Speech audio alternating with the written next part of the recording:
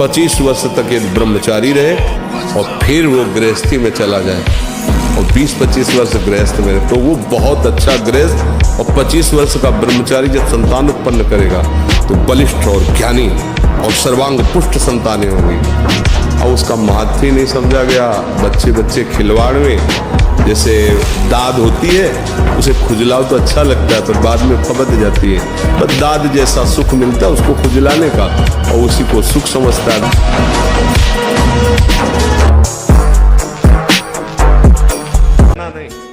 झुकना नहीं और किसी के भी धमकाने से आप कभी भी अपने निर्णय को नहीं बदलना, चाहे जितना कोई बड़ा हो, भगवान से बड़ा कोई नहीं।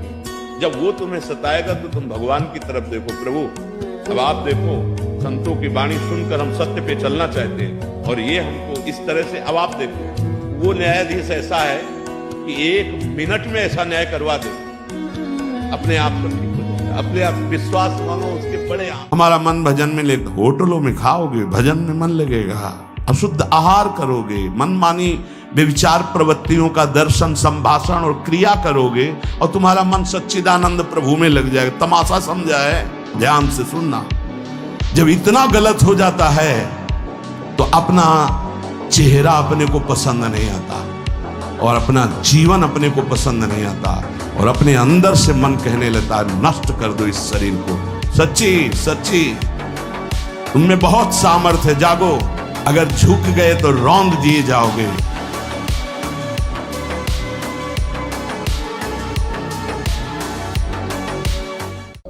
छेड़ना मत। जैसे लोग कहते ना मैं बहुत परेशान हूं, कुछ करता नहीं हूं, ऐसा हो जाता है वैसा हो जाता है, तो आपको हम बता रहे रक्त का स्वभाव है जैसे, तो इसकी आखिरी परिणति है वो वीर। उसका स्वभाव नहीं है बहना, उसका स्वभाव ऐसा है, उसको जब तक ताप नहीं लगेगा तब तक वो बाहर नहीं हो सकता। सोचो रक्त की आखिरी परिणति वो है वीर, और आप क्या कर रहे हैं रोज कई बार, आपका परिणाम क्या होगा?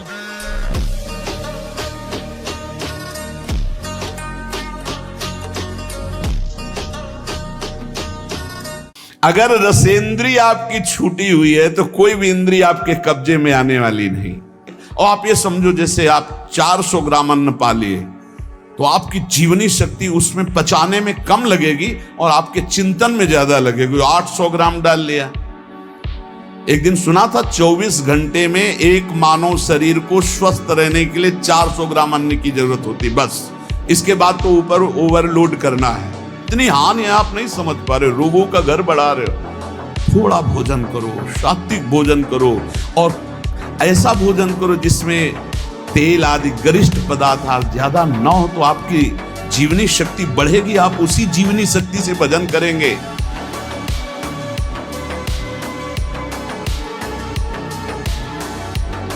आप अपनी मस्ती को नष्ट मत होने दीजिए। संसार सपोर्ट करे असंभव, लोग तो कहेंगे। हमको लोगों के चक्कर में नहीं पड़ना, हमें अपनी मस्ती में रहना है।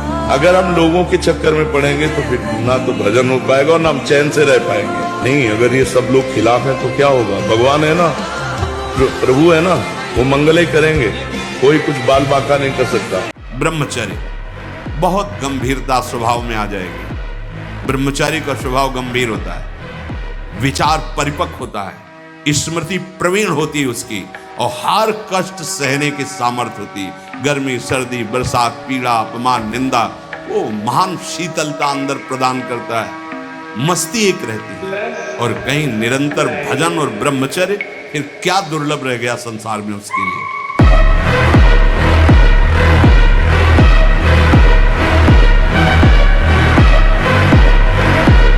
अगर सुधार करो तो अभी बहुत बढ़िया समय है, कोई ज्यादा अवस्था तो हो नहीं गई। ब्रह्मचर्य का सुधार करो। हम सबसे कहते हैं व्यायाम करो, जैसे दंड बैठक दौड़ भाग व्यायाम किया, फिर आप भले गृहस्थ हो, फिर दिन भर कार्य करते रहो।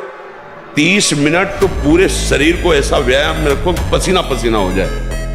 अब 8-10 बजे तक सो रहे हैं तो व्यायाम कब करें? 4 बजे उठ के नहा धो करके घंटा 8 घंटा दंड बैठक मारे तो आप देखो आपका जीवन प्रकाशित होने लगे। जो बनना चाहते हो वही सोचो, जो सोचोगे वही बन जाओगे। मस्त रहो। विवेकी वही है जो संतुष्ट है इन केनवा, हर स्थिति में मन को प्रसन्न रखता है। और मन को प्रसन्न वही रख सकता है जिसे भगवान का भरोसा है। जब साधक परम तत्व भगवान श्री हरि का विचार करके भजन साधन में लगता है, काम क्रोध लोभ मोह मद मत्सर इनसे अपने को बचाता है, तो उसके पास सिद्धियां आने लगती है। माया नगरी में बहुत सावधान, अगर यहाँ भजन कर ले गए तो तुम्हारा जन्म लेना सार्थक हो गया, अगर भजन नहीं किए तो यहीं फंस जाओगे, फिर बार बार योनियों में बार बार जन्मना मरना पड़ेगा। बिना ब्रह्मचर्य के आगे नहीं बढ़ोगे। बहुत हम अनुभव की बात कहते हैं, बहुत अनुभव की बात। ब्रह्मचर्य में एक नवीन उत्साह होता है, ब्रह्मचर्य में एक अजीब शक्ति होती है जो आपको साधन में, गृहस्थी में भी रहे तो संयम से रहे। बस संतान उत्पत्ति के लिए आदेश है, नहीं तो ये जीवन केवल भगवत प्राप्ति के है। भगवत प्राप्ति हो जाए और उसके लिए ब्रह्मचर्य आवश्यक है। और आजकल ब्रह्मचर्य का कोई महत्व नहीं समझ रहा है, नहीं समझ रहा है। केवल प्रवचन किया जा रहा है, केवल प्रवचन सुना जा रहा है, इसलिए अध्यात्म उन्नति नहीं हो रही है। आप लोग ब्रह्मचर्य को बचाओ, सच्ची मानो ना, ब्रह्मचर्य बिना बचाए आगे नहीं बढ़ सकते। कैसे ठीक हो? हमारा संग ठीक नहीं, हमारा भोजन ठीक नहीं, हमारा दृश्य ठीक नहीं, हमारा श्रवण ठीक नहीं, गंदी बातें देखे, गंदी बातें सुने, गंदा विचार आए, गंदी क्रियाएं करें, फिर ब्रह्मचर्य कैसे रहा जा सकता है? अगर सुधार करो तो अभी बहुत बढ़िया समय है, कोई ज्यादा अवस्था तो हो नहीं गई। ब्रह्मचर्य का सुधार करो। हम सबसे कहते हैं व्यायाम करो। बिना शरीर को थकाए ब्रह्मचर्य को पचाया नहीं जा सकता। जैसे दंड बैठक दौड़ भाग व्यायाम किया, फिर आप भले गृहस्थ हो, फिर दिन भर कार्य करते रहो।